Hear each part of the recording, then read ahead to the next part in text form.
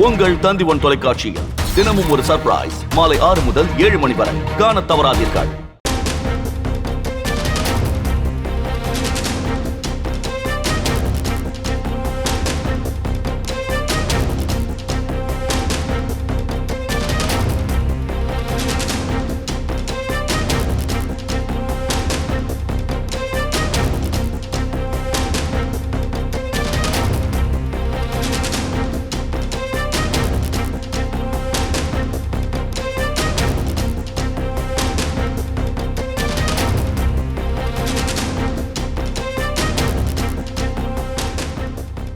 மீன் பிடிக்க செல்ல போவதற்கு படகு போனபோது படகு பழுதாகியதில் 10 நாட்களுக்கு மேலாக நடுக்கடலில் உயிருக்கு போராடிய இலங்கை மீனவர்கள் ஒருவர் பத்திரமாக தற்போது மீட்கப்பட்டு கரை சேர்ந்திருக்கிறார். அது பற்றிய மேலும் விவரங்களை செய்தியாளர் ஸ்ரீதர் விவரிக்க கேட்கலாம். வணக்கம் ஸ்ரீதர், அந்த படகில் எத்தனை பேர் பயணம் செய்தனர்? தற்போது ஒருவர் மீட்கப்பட்டிருக்கிறார், அவருடைய நிலை என்ன?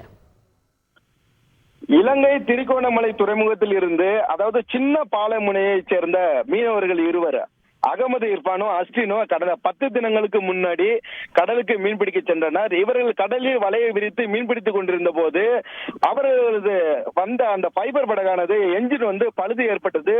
இந்த சூழல்ல அந்த மீனவர்கள் எப்படி இலங்கைக்கு கரை சேருவது என்பது தெரியாமல் நடுக்கடலிலேயே தவித்து இருந்தனர். இந்த சூழல்ல கடந்த 10 தினங்களாக அந்த பகுதியில் எந்த படகோ மீனவர்களோ தென்படாத காரணத்தினால் நம்பிக்கை இழந்த அந்த மீனவர்களில் அஸ்டின் என்ற மீனவர் அந்த படகில் இருந்த அதாவது பெட்ரோல் கேனை எடுத்துக்கொண்டு கடலில் பாய்ந்து கரை நோக்கி நீந்த தொடங்கி இருக்கிறார்.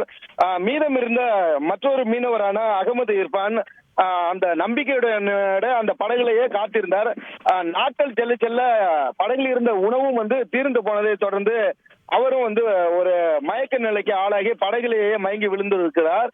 இந்த சூழல்ல அந்த பகுதியில், அதாவது இந்திய கடல் எல்லையில நாகை மாவட்டம் அக்கரைப்பேட்டையைச் சேர்ந்த கௌதமன் என்பவருக்கு சொந்தமான விசைப்படகில் கடலில் மீன்பிடித்துக் கொண்டிருந்த மீனவர்கள் மீன் பிடித்து விட்டு கரை திரும்பினர். அப்போது இந்த வழி தவறி வந்த இந்த படகை நடுக்கடலில் தனியாக நிற்பதை பார்த்து அந்த படகு அருகே சென்று பார்த்த போது படகுல ஒருத்தர் மயங்கிய நிலையில் கிடந்ததை பார்த்து அவரை உடனடியாக அந்த நடுக்கடலிலேயே படகிலிருந்து மீட்டு அவருக்கு உணவு அளித்து முதலுதவி சிகிச்சையை அளித்திருக்கிறார்கள். அதனைத் தொடர்ந்து அந்த இலங்கை மீனவரையும் படகையும் இன்று அதிகாலை நாகப்பட்டினம் துறைமுகத்திற்கு அழைத்து வந்தனர். அதனைத் தொடர்ந்து அந்த மீனவர் தற்போது நாகை கடலோர பாதுகாப்பு குழும போலீசாரிடம் அந்த மீனவர்கள் ஒப்படைத்திருக்கிறார்கள்.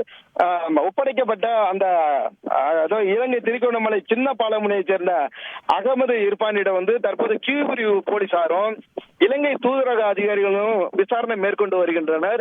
ஏற்கனவே இந்த கடல்ல கேன் எடுத்துக்கிட்டு பாஞ்ச அந்த அஸ்வின் என்ற மீனவர் இன்னும் கரை சேராத நிலையில அவரை தேடும் பணியில அந்த இலங்கை அதிகாரிகளும் அந்த கடலோர காவல்படையும் தீவிரமாக அந்த கடற்பகுதியில தேடும் பணியில ஈடுபட்டிருக்கிறார்கள்.